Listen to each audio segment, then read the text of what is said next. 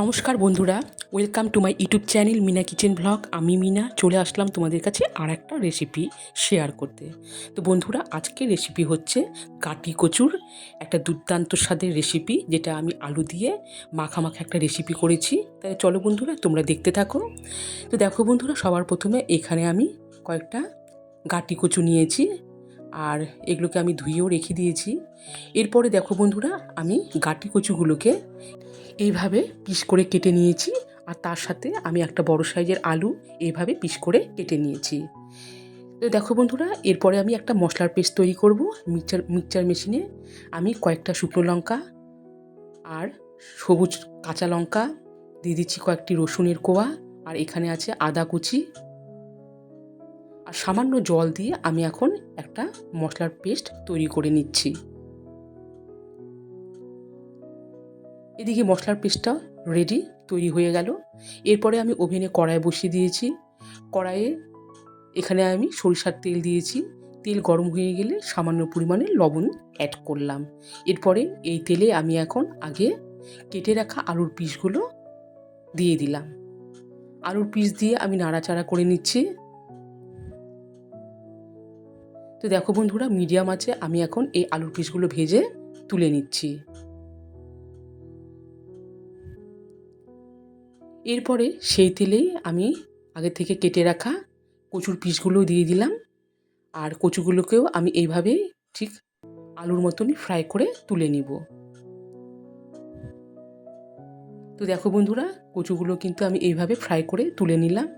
এরপরে সেই তেলে আমি কিন্তু এখানে সরিষার তেলই ব্যবহার করেছি, আর এখানে আমি কোনো এক্সট্রা তেল ব্যবহার করলাম না।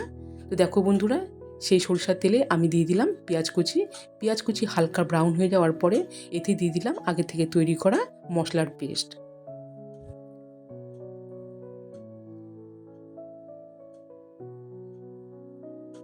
মশলার পেস্টটা দিয়ে আমি হালকা করে নাড়িয়ে নিচ্ছি।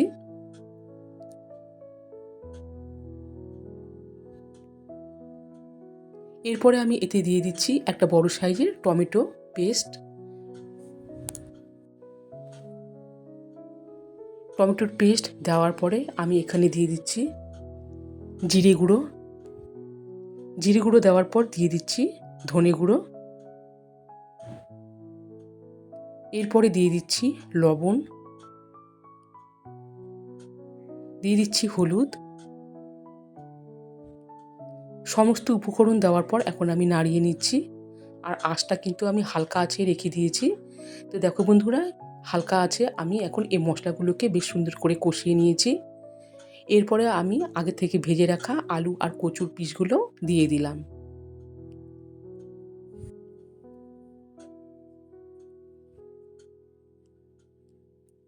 তো দেখো বন্ধুরা, আমি এখন মিডিয়াম আঁচে এই মশলার সাথে বেশ সুন্দর করে কষিয়ে নিলাম আলু আর কচুর পিসগুলো। এরপরে আমি এখন এতে পরিমাণ অনুযায়ী জল দিচ্ছি, আর এতে আমি এখন জল বেশি দিব না, যেহেতু আমি আগে থেকে আলু আর কচুগুলোকে তেলে ফ্রাই করে নিয়েছি।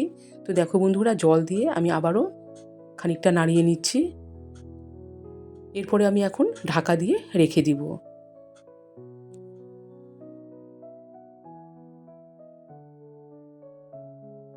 তো দেখো বন্ধুরা, ফিরে আসলাম কিছুক্ষণ পর, আর ঢাকনাটাও আমি তুলে দিলাম। দেখো বন্ধুরা, কচুর এই রেসিপিটাও রেডি।